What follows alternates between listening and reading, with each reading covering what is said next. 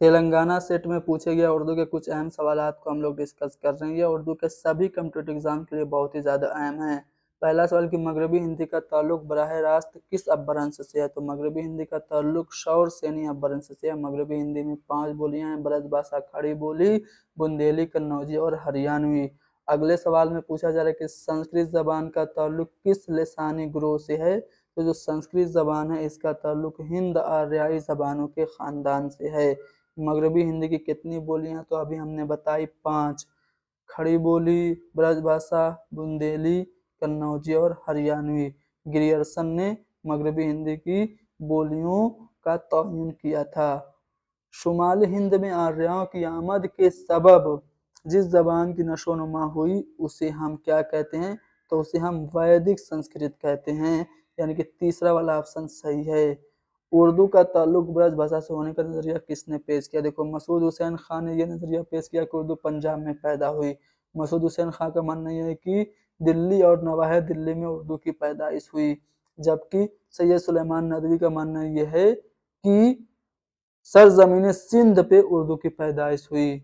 अब बचे मोहम्मद हुसैन आज़ाद। तो मोहम्मद हुसैन आज़ाद ऐसे हैं जो ये मानते हैं कि उर्दू का ताल्लुक ब्रज भाषा से। ये अपनी किताब आब हयात में लिखते हैं कि इतनी बात तो हर शख्स जानता है कि उर्दू ब्रज भाषा से निकली, यानी कि ऑप्शन नंबर 2 हमारा सही होगा। अदबी जबान की हैसियत अख्तियार करने वाली प्राकृत को किस नाम से जानते हैं? तो पहली प्राकृत जिसको अदबी हैसियत हासिल हुई वो है पाली, यानी कि पाली को हम अदबी प्राकृत कहते हैं। अगला सवाल यह है कि दक्कनी में चे ताकीदी का इस्तेमाल किस जबान से मुस्तार लिया गया है? तो मराठी से लिया गया है चे ताकीदी का इस्तेमाल, यानी कि ऑप्शन नंबर 4 हमारा सही होगा। दक्कन में पाए तख्त की तब्दीली की तारीख क्या है? तो देखो, दक्कन में क्या हुआ था कि दिल्ली का एक बादशाह था मोहम्मद बिन तुगलक। इसने एक फरमान जारी किया कि हमारी जो राजधानी है वो दिल्ली से दौलताबाद मुंतकिल होगी, और दौलताबाद जिसका पुराना नाम देवगिरी था ये दक्कन में ही था। तो जब मोहम्मद बिन तुगलक वहां पे पहुंचा देवगिरी में, तो वो गया क्यों था देवगिरी? पहले ये समझो। वो इसलिए गया था कि उसका मन ये था कि देवगिरी उसकी सल्तनत के बिल्कुल बीचों बीच में, वहां से कंट्रोल करना और बगावत को दबाना आसान होगा। लेकिन जब वो गया तो उसको लगा यार ये फैसला गलत हो गया। ठीक है, गया तो सिर्फ खुद नहीं गया था, खुद जाता और राजपाट लेके चला जाता तो बात उतनी नहीं बिगड़ती। इसने पूरी आवाम को भी हुक्म दे दिया था कि सब लोग चलो। तो सब लोग बेचारे आए, कितने लोग रास्ते में मर गए, कितने लोग पहुंचे बीमार हो गए। बहरहाल किसी तरह से पहुंचे, वहां पे गए तो ये महसूस हुआ यार गलती हो गई, दिल्ली सही था। फिर इसने हुक्म दे दिया चलो सब लोग दिल्ली। तो फिर बेचारे आधे लोग आते आते मर गए, कुछ लोग बेचारे बीमार पड़ गए इस तरह से। इसीलिए वो जो मिसाल है ना तुगलकी फरमान, इसी की वजह से मशहूर है। ठीक है, इसने जो भी बहुत ज्यादा विद्वान था, इल्म वाला था, लेकिन सनकी था। ये अपने मंत्रियों से कोई भी वो मशवरा नहीं लेता था, इसके मन में जो आता था वो फैसला कर देता था। इसने सांकेतिक मुद्रा यानी कि निशान वाली करेंसी चलाई थी जो कि फ्लॉप हो गई। दुआबा कर लगाया था, यानी गंगा और जमुना के बीच में, वो भी फ्लॉप हो गया। तो इसके ज्यादातर फैसले फ्लॉप हो गए। ठीक है, मोहम्मद बिन तुगलक ने दक्कन में पाए तख्त की तब्दीली की थी 1327 में, वहीं से ये सवाल बना है। देखो, मगरबी हिंदी की 5 बोलियों को कितने ग्रोहों में तकसीम किया गया है? तो मगरबी हिंदी की जो 5 बोलियां हैं इनको 2 ग्रोहों में तकसीम किया गया है। एक ऐसा ग्रोह है जिसमें ओ की आवाज को तरजीह दी जाती है, दूसरे ग्रुप में अ की आवाज को तरजीह दी जाती है। तो इस तरह से 2 ग्रुप में मगरबी हिंदी की बोलियों को तकसीम किया गया। दक्कन के पहले हुक्मरान का नाम, वही दिल्ली से सबसे पहले मोहम्मद बिन तुगलक की दक्कन पहुंचा, तो दक्कन का पहला हुक्मरान ऑप्शन के मुताबिक मोहम्मद बिन तुगलक होगा। विंध्याचल से राजकुमारी के इलाके को क्या नाम दिया गया?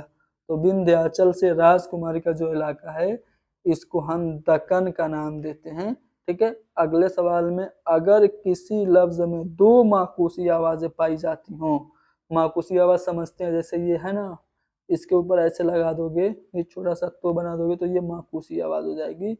इस तरह से जो उर्दू में टोटल 6 आवाजें हैं जो माकूसी आवाजें हैं। तो अगर 2 माकूसी आवाजें पाई जाती हैं तो पहली माकूसी आवाज गैर माकूसी में बदल जाती है किस जबान में? तो मराठी नहीं बल्कि दक्कनी जबान में, ठीक है। यानी कि ऑप्शन नंबर 4 हमारा सही होगा। दक्कनी अदब का इब्तिदाई दौर किस इलाके से वाबस्ता है? तो गुलबर्गा से, ठीक है। बहमनी दौर में दक्कनी अदब की शुरुआत होती है गुलबर्गा से। मसनवी कदमराव पदमराव उर्दू की पहली मसनवी है, फखरुद्दीन निजामी ने लिखी थी। इसमें अहमद शाह की मदह है। पीरतनामा मशहूर मसनवी है, इसके जो मुसन्निफ हैं शायर हैं वो फिरोज बिदरी हैं। अगले सवाल में पूछा जा रहा है कि दक्कन में वाक़ियात करबला पेश करने वाली मसनवी, तो उस मसनवी का नाम है नौसरहार। किसने लिखी थी? अशरफ बयाबानी ने। इसका मौजू क्या है? वाक़ियात करबला है, इसीलिए अशरफ बयाबानी को उर्दू का पहला मर्सिया निगार माना जाता है। राग रागनियों पर मुश्तमिल दक्कनी मसनवी किसने लिखी? तो इब्राहिम आदिल शाह सानी ने। इसको जगत गुरु का खिताब मिला था, ठीक है, जगत गुरु था। और इसने मौसीकी पर राग रागनियों पे किताब जो लिखी थी उसका नाम क्या था? किताबे नौरस। किताबे नौरस ये इब्राहिम आदिल शाह सानी की किताब थी। अगला सवाल है कि दक्कनी बादशाह अपने दरबार से वाबस्ता बेहतरीन शोरा को किस एजाज से नवाजते थे? तो मलिकुश शोरा का खिताब देते थे दक्कनी शोरा, ठीक है। चलो आगे बढ़ते हैं अगले सवाल पे। 12 प्यारियों का जिक्र किस शायर के कलाम में मिलता है? तो 12 प्यारियों का आशिक कहा जाता है कुली कुतुब शाह को। उर्दू का पहला साहिब दीवान शायर है और सबसे ज़्यादा इसी ने तखल्लुस उर्दू में इस्तेमाल किया। उर्दू के अलावा तुर्की ज़बान में भी इन्होंने शायरी की थी, मोहम्मद कुली कुतुब शाह। दक्कन की किस मसनवी को तबाज़ाद मसनवी का मर्तबा हासिल है? तो जो कुतुब मुश्तरी है गोलकुंडा की पहली तबाज़ाद मसनवी मानी जाती है, मुल्ला वजी ने लिखी थी कुली कुतुब शाह की फरमाइश पे, ठीक है। कब लिखी थी? तो 1018 ईस्वी मुताबिक 1609 ईस्वी में, ठीक है। चलो 1018 हिजरी व मुताबिक 1609 ईस्वी। मोहम्मद नुसरत नुसरती यानी मुल्ला नुसरती को मलिकुश शोरा का खिताब किसने दिया था? तो अली आदिल शाह सानी ने दिया था। अली आदिल शाह सानी की इब्तदाई हुकूमत के 10 साल पर ही मुल्ला नुसरती ने एक मसनवी लिखी थी जिसका नाम क्या था? अली नामा था, जो कि एक रज़मिया मसनवी है। ज़ैल के दक्कनी शायरों की तारीखी तरतीब, तो यहाँ पे जो आपका चौथा वाला ऑप्शन है अब्दुल्ला कुतुब शाह, उसके बाद अबुल हसन ताना शाह, फिर मोहम्मद कुली कुतुब शाह, यानी कि चौथा वाला ऑप्शन हमारा सही जवाब होगा। दी गई मसनियों की तारीखी तरतीब अगर आप लोग देखेंगे तो नौसरहार, कदमराव, पदमराव और पीरतनामा, ये आपकी सही तरतीब है। लेकिन चौथे वाले ऑप्शन में देखेंगे तो सेम वही ऑप्शन है, तो पहले को या चौथे को कुछ भी आप सही मान सकते हैं। कुली कुतुब शाह, मुल्ला वजी और वली औरंगाबादी बतदरीज किस हैसियत से जाने जाते हैं? तो कुली कुतुब शाह ये गजल गो की हैसियत से जानते हैं। मुल्ला वजी को हम लोग जानते हैं दास्तान नगार की हैसियत से, क्योंकि इन्होंने सबरस लिखी थी उर्दू की पहली दास्तान, ठीक है। और वली दक्कनी को हम गजल गो की हैसियत से जानते हैं और नज़में भी इन्होंने लिखी थी, ठीक है। तो ये ऐसा सवाल है जो कि जिसके लिए सबको कॉमन नंबर मिला था, ठीक है। क्योंकि कुली कुतुब शाह को आप नज्म गो भी कह सकते हैं, कुली कुतुब शाह को गजल गो भी कह सकते हैं, और वली औरंगाबादी को आप गजल गो भी कह सकते हैं, ठीक है। और मुल्ला वजी दास्तान गो है, तो तीसरा वाला भी सही हो सकता है, दूसरा वाला भी सही हो सकता है, इसलिए इसका सबको कॉमन नंबर मिला था।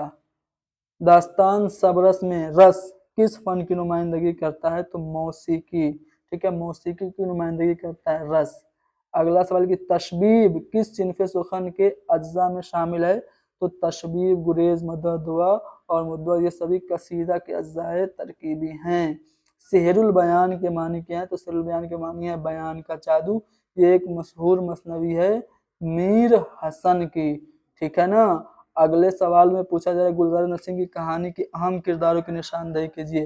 देखो, एक बादशाह था और उसके 4 बेटे थे, वो नाबीना हो गया था तो उसके बेटे निकले थे गुले बकावली की तलाश में। ठीक है, तो यहाँ पे हमारा तीसरा वाला ऑप्शन ज्यादा मुनासिब होगा। बकावली और शहजादी बकावली और सहेलियां, तो शहजादी बकावली तो है अहम किरदार, लेकिन उसकी सहेलियां नहीं है, इसलिए हमारा जो सही होगा वो हमारा तीसरा वाला ऑप्शन ज्यादा मुनासिब हो जाएगा।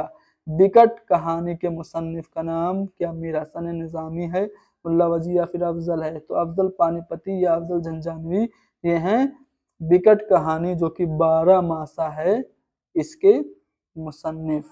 बिकट कहानी के मुसन्निफ हैं अफजल झंझानवी। लफ्ज उर्दू किस जबान का लफ्ज है? उर्दू के सभी कंप्यूटर एग्जाम में ये सवाल जरूर पूछा जाता है। तो लफ्ज उर्दू जाइए तुर्की जबान का लफ्ज है, और तुर्की जबान के इस लफ्ज के मानी क्या है? लश्कर के हैं। ठीक है ना। अगले सवाल में मर्सिया के मिस्रा मस्कन में मछलियों के समंदर का था मकाम। मस्कन में मछलियों के समंदर का था मकाम। इस मिसरा में शायर ने कौन सी सनत का इस्तेमाल किया? तो सनत मुबालगा का इस्तेमाल किया। सनत मुबालगा क्या होती है? जब शायर किसी चीज को बढ़ा चढ़ा के पेश करता है। किस सिन्फ में शायरी में वाकयात तो करबला के बयान हुए हैं, लेकिन रस्म व रिवाज हिंदुस्तानी मिलते हैं? तो वो है मरसिया, यानी कि ऑप्शन नंबर 1 हमारा सही होगा। कसीदे की तशबीब आइंदा कौन सी मशहूर सिनफ़े सुखन करार पाई? तो जो कसीदे का जुज़ है तशबीब, उसी से गजल पैदा हुई, इसीलिए कहा जाता है कि कसीदा के बत्न से गजल की पैदाइश हुई। तो यहाँ पे हमारा गजल जो होगा वो सही जवाब हो जाएगा। किस शायर की गजलों को दिल्ली और दिल का मरसिया कहा गया? तो मीर तकी मीर की शायरी को ख्वाजा अहमद फारूकी ने दिल्ली और दिल का मरसिया कहा था। फानी बदायूनी को यासियात का इमाम कहा जाता है। रशीद अहमद सिद्दीकी ने इनको यासियात का इमाम करार दिया था। मुसव्विर गम ये राशिदुल खैरी को कहा जाता है। आमना कलाल और सैयदा कलाल इनकी अहम तसानीफ हैं। गजल की हयत में नज्म नगारी आगाज की थी कुली कुतुब शाह ने। उर्दू में नज्म नगारी का आगाज किस इदारे ने मुनज़्ज़म तौर पर अंजाम दिया? तो अंजुमन पंजाब लाहौर ने। अंजुमन पंजाब लाहौर ने जो अपना पहला जलसा किया था, कब किया था? 1874 में। और इसमें हाली और मोहम्मद हुसैन आज़ाद वगैरह थे। हाली ने अपनी 4 नज़में पढ़ी थी, बरखारुत, नशाते उम्मीद, हुब्बे वतन और मुनाजरे रहमो इंसाफ, और शबे कदर नज्म पढ़ी थी मोहम्मद हुसैन आज़ाद ने। चलो आगे बढ़ते हैं। ज़ैल में गज़ल गो शोरा की सही तरतीब अगर आप लोगों से पूछा है, तो इनमें से आप अगर देखेंगे तो गज़ल के लिए जो मशहूर हैं वो वली, मीर गालिब और मोमिन हैं, यानी कि ऑप्शन नंबर हमारा जो तीसरा होगा वो सही जवाब हो जाएगा। शायर शबाब और शायर इनकलाब कहा जाता है जोश मलियाबादी को। जोश मलियाबादी को शायर शबाब और शायर इनकलाब अब्दुल रज़्ज़ाक मलियाबादी ने कहा था। ख्वाजा मीर दर्द की शायरी किस मिजाज की नुमाइंदगी करती है? तो ख्वाजा मीर दर्द को सूफी शायर इसीलिए कहा जाता है क्योंकि उनकी शायरी में तसव्वुफ का मिजाज देखने को मिलता है। मीर तकी मीर ने किस शायर के मशवरे पर हुस्न परस्ती अख्तियार की? तो सिराजुद्दीन खान आरजू जो उनके उस्ताद थे और सौतेले मामू थे, इनके कहने पे मीर ने हुस्न परस्ती अख्तियार की थी। अगले सवाल में मीर की गजल को कौन से रस की शायरी का नाम दिया गया? तो श्रृंगार रस कहा जाता है मीर की गजल को। फोर्ट विलियम कॉलेज की दास्तान से कब्ल शुमाली हिंद में कौन सी दास्तान लिखी गई थी? तो दास्तान जो शुमाली हिंद में फोर्ट विलियम कॉलेज से पहले लिखी गई थी वो नौ तर्जम रस्सा लिखी गई थी, जिसको लिखा था मिर्जाता हुसैन तहसीन ने। बाद में इसी किताब को मद्देनजर रखते हुए मीर अमन ने बागो बहार का आसान उर्दू जबान में तर्जुमा किया था। बागो बहार आसान उर्दू जबान में लिखी थी। सबरस के मरकजी किरदार कौन कौन से हैं? हुस्न और दिल ये सबरस के मरकजी किरदार हैं। फसाने अजायब में किस इलाके की तहजीब आपको देखने को मिलेगी? लखनऊ की तहजीब फसाने अजायब में मिलेगी, जो कि पंडित जो कि रजब अली बेग सरूर की तसनीफ है। गालिब ने कलकत्ता से रवाना होते वक्त किस शहर में क़याम किया था? तो बनारस में गालिब रुके थे। ठीक है, कलकत्ता से रवाना होते वक्त बनारस में वो रुके थे। गदर में गोशा नशीनी के बाद मिर्जा गालिब ने कौन सी किताब लिखी थी? तो उस किताब का नाम है दस्तंबू। ठीक है ना। अगले सवाल में गालिब के कसायद में किस किस्म की तस्बीब मौजूद है? तो बहारिया तशबीब आपको गालिब के कसीदे में मिलेगी। अगले सवाल में दिल्ली कॉलेज का कयाम कब अमल में आया ये पूछा जा रहा है। तो 1825 में मिस्टर टेलर इसके पहले प्रिंसिपल थे। मास्टर रामचंद्र, इमाम बख्श साहबाई वगैरह इस कॉलेज से मुतमस्सिक थे। आगे बढ़ें, अगले सवाल पे चलते हैं। किस शायर ने सैयद अहमद बरेलवी से मुतासिर होकर मसनवी जिहादिया लिखी थी? तो मसनवी जिहादिया लिखी थी मोमिन खां मोमिन ने। अगले सवाल में क़याम इंग्लिस्तान के दौरान सर सैयद ने कौन सी किताब लिखी थी? तो सर सैयद ने खुतबात अहमदिया लिखी थी। सर विलियम मेयर की एक किताब थी जिसका नाम था लाइफ ऑफ मोहम्मद, उसी के जवाब में खुतबात अहमदिया लिखी थी। इसमें 12 खुतबे थे। पहली बार ये अंग्रेजी में शाया हुई थी। सर सैयद अहमद खान ने किस रवैया को तरजीह दी? तो सर सैयद ने अकल पसंदी को तरजीह दी थी। अगले सवाल में पूछा जा रहा है, क्या पूछा जा रहा है? सवाल कहाँ गया? अरे एक सेकेंड रुकेंगे, सवाल लग रहा है खो गया काजी। ये रहा सवाल कि अल मामून, अल गजाली, अल फारूक किस सिन्फ की नुमाइंदगी करती हैं? तो ये सभी सवाने हयात हैं। मौलाना शिबली नुमानी ने लिखा था। अवध पंच किसने जारी किया था? तो मुंशी सज्जाद हुसैन ने अवध पंच रिसाला जारी किया था। अंजुमन पंजाब के जरिए पहला नज़मिया मुशायरा कब शुरू हुआ था? तो 1874 में। अगले सवाल में पंडित रतननाथ सरसार का नावल फसाने आजाद किस अखबार में शाये हुआ ये पूछा जा रहा है।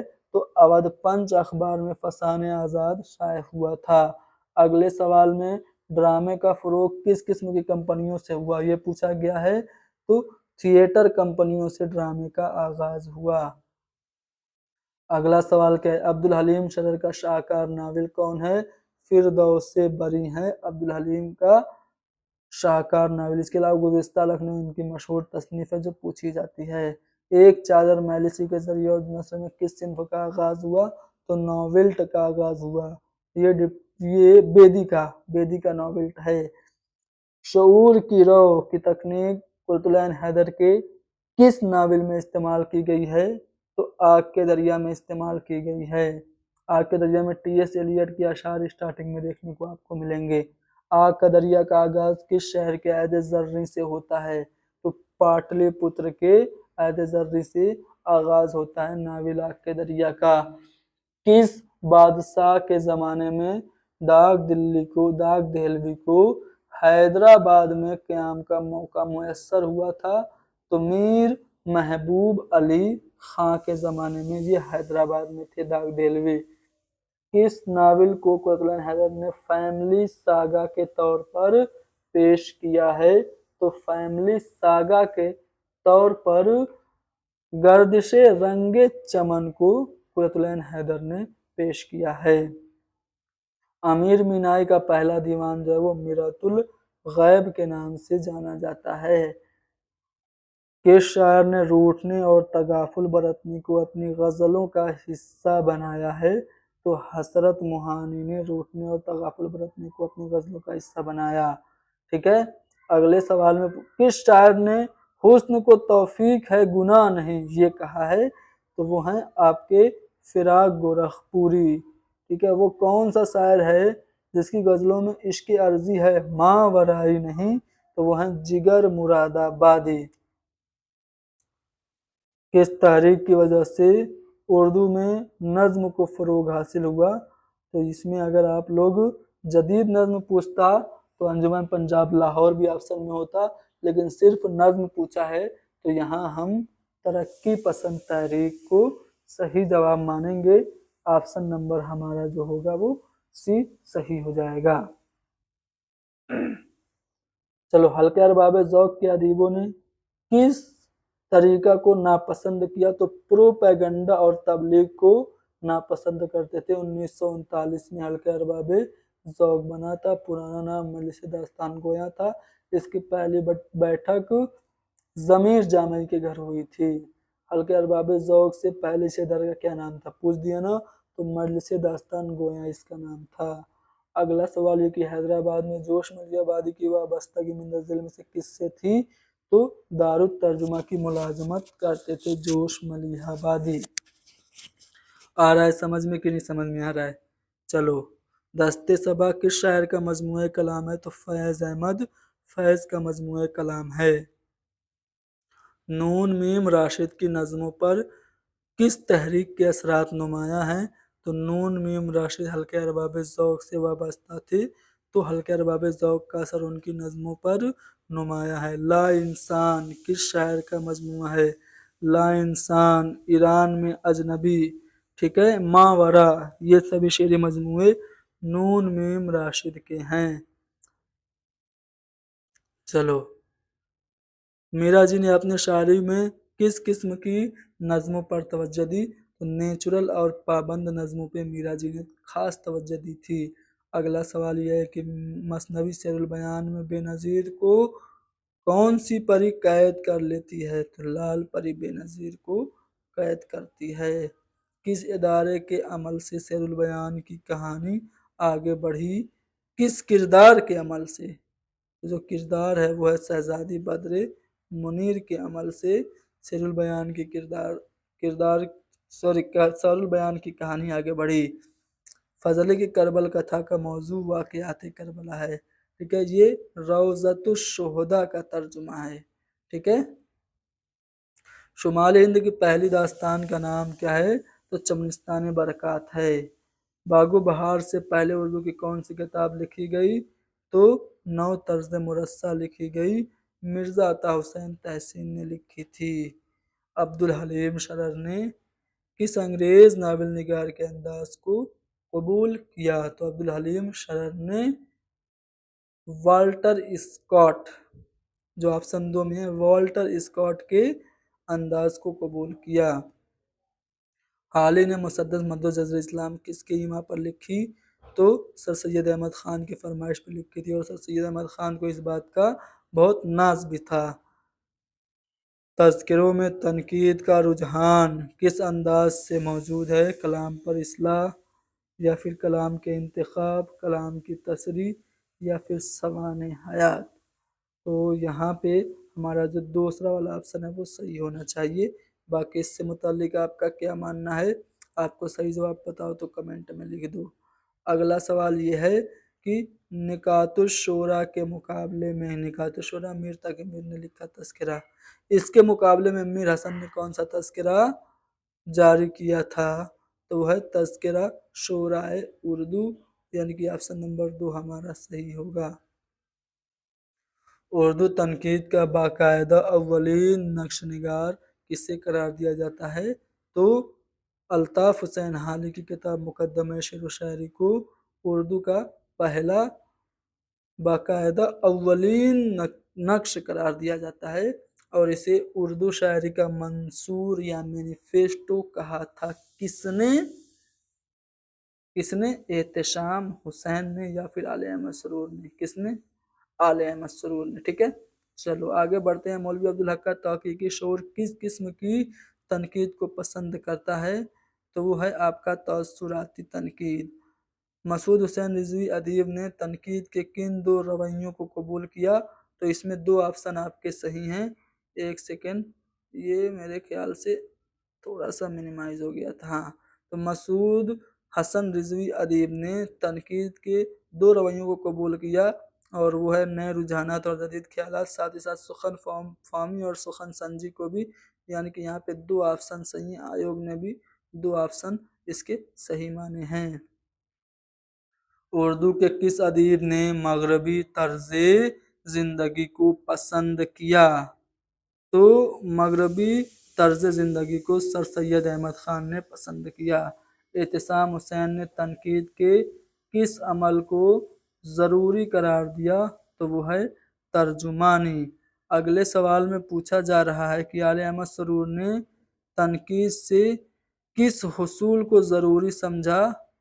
तो इसका जवाब आप लोग खुद कमेंट में बताएंगे, ठीक है। इसका जवाब आप लोग कमेंट में बताएंगे। इस सवाल का जो क्वेश्चन नंबर है वो कौन सा है? 141। मेराजुल आशिकीन में कितने अनासिर और कितने गुण का फलसफा है? तो 4 अनासिर, ठीक है, 4 अनासिर और 20 गुण, ठीक है ना। तो यहाँ पे हमारा जो पहला वाला ऑप्शन है वो सही होगा। चलो अगले सवाल पे चलते हैं। मीरा जी शमसुल उश्शाक कहाँ पैदा हुए थे? तो बीजापुर में इनकी पैदाइश हुई थी।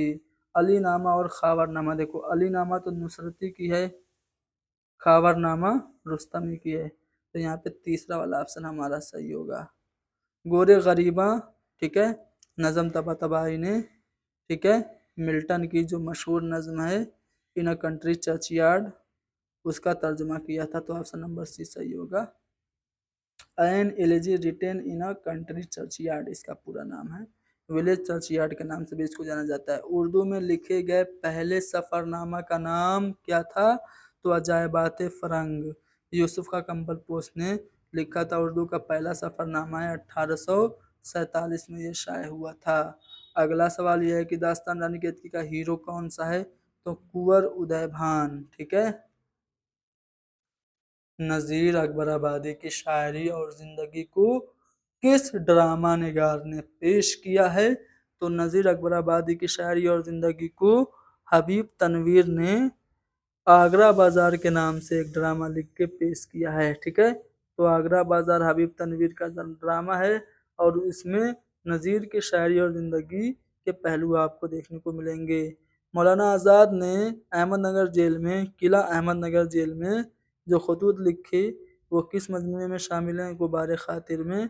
किसके नाम लिखे थे? हबीबुर रहमान खान शेरवानी के नाम, ठीक है। मई 1946 में ये पहली बार शाये हुआ था। मालिक राम ने इसको शाये किया था। और इसमें जो टोटल खतूत थे उनकी तादाद कितनी थी? 24 थी। शमसुर रहमान फारूकी को किस किस्म का नक्काद कहा जाता है? तो इनको हयाती नक्काद कहा जाता है। तो यहाँ पे हमने TS सेट में पूछे गए 6 जनवरी सन 2019 को ये पेपर हुआ था, उसमें पूछे गए सवालात हल किए, ठीक है। आप हमारी इस वीडियो को लाइक करें, शेयर करें, हैदरी स्टडी पॉइंट को ज़रूर सब्सक्राइब करें। Thank you very much.